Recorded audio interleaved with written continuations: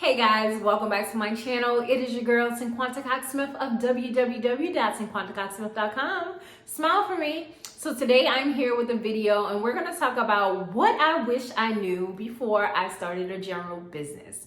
So before you get too deep into the video, these are going to be practical things from my opinion, from my journey that I wish I knew. They may also help you, but I do not want anyone to feel like these are Bible steps or things that if you don't experience or don't do, you can't have a journal business. These are just things that I've observed that I wish I knew. And also, they're not in any particular order, so it is what it is. We back, and like I said, I'm gonna show up and I'm gonna give what I can, but the information will always be valued. So number one, anybody can create a journal. I know this because I've taught people as young as 5 years old up to 70 and 80-year-old adults. Anyone can create a journal. I wish I knew that. I thought it was tailored to a certain type of person, but I learned that through my teaching, I taught at a level where anyone could understand, whether they were young kids or whether they were older people, seniors who did not use the internet much.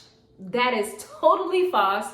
Anyone can create a journal. Number two, I wish I knew and did this. For every journal idea you have, create 5 journals, different styles, different titles, but with the same idea. When I started to do this, later on, it made so much sense because even if out of the 5 journals, only 2 sold, years later, one of the 3 that did not sell could obviously sell one day. Also, in that category, no idea is a dumb idea, right? So this is all number 2. Create up to 5 journals for every idea you have, and no idea is a dumb idea. I've had people who created a long time ago Little Mermaid type journals. When the movie came out, it started to sell. I've had people that I know create journals like The Color Purple. When The Color Purple remake came out, the journal exploded. Create for every idea you have.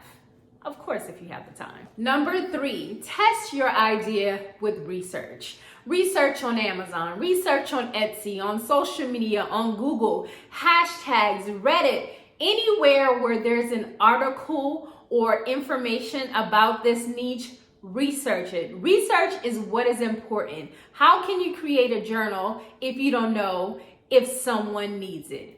Test your idea and research. Number 4, now this one threw me for a loop. People will steal your idea, so be confident and stand out. When I first started making journals, it was May of 2018 or 2017.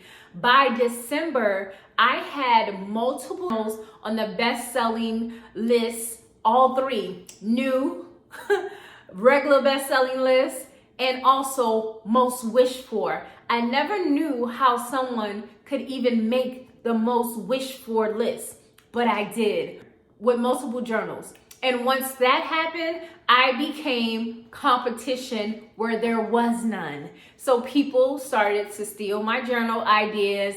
They took my descriptions, my titles, everything. They almost tried to take my business name, but I was confident and I stood out, and it did not stop my bag because in 1 month, I was able to make 10K from journals. So go in strong, stand out, be confident. Don't worry about the stealers because their time will come. Number 5, you have to show people how to use your product, right? So if you create a journal, you can show the process, or you can have your journal out and you can show people how to use it. You can show people what it is for, how you use it daily, how it affects your life, how it changes your life, how it makes your life easier, but you must show people how to use your product. If you don't show them how to use your product, they may not use it right, they may not feel they need it in their life, and in that case, they don't buy it.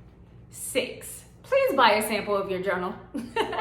We don't want journals with mistakes, that has word mistakes, that has margin mistakes, that has a title that is too far to the left. All of these things need to be worked out. Please buy a sample of your journal. Now, if you don't have a lot of money, I understand, but there's a lot of websites that you can use to upload and get your journal sample. But this helps you to cut out all of the back and forth of bad reviews on your journal. Another good way to do this is only buy samples for journals that are a new, different type. So say you consistently create line journals with the same type of cover. You basically have that down. But you decided you wanted to create a planner with a more full inside and full cover, front and back with a spine. You may need to order that so that you can make sure everything lines up correctly once your customer gets your journal.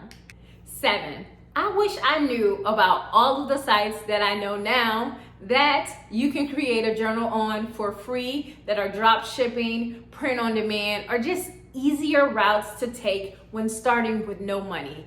I wish I knew the amount of options I had for spiral, hardback, binded, wire. All of these options are available to you to create your journal business. And now I know.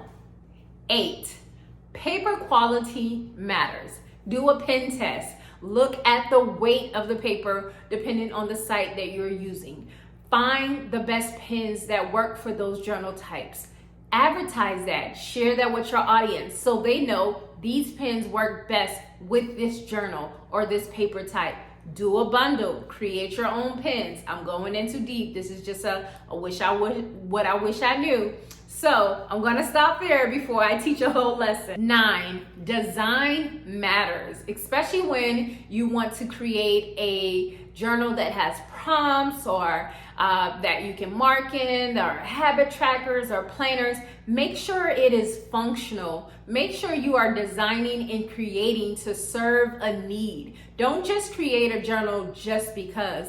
How will that journal help your audience? How will that journal serve this audience? Make sure it's functional and make sure the design is well, because a good design and a functional journal will sell itself. And 10, you'll never not have a journal to write in. I have created, I have ordered, I have sampled so many journals that I have plenty. I'll never run out of any journal to write in. So I hope you guys enjoyed the 10 things I wish I knew before I started a journal business. I hope it provided some insight. I hope it was funny. If it was not, let me know. If there are still some questions out there that you have about a journal business, let me know. I have a few more videos that I need to record on that topic. Don't forget to check out my Gumroad for any of the niche videos that I've done so you can get your framework. And until next time, I love you more than I love this video. Peace.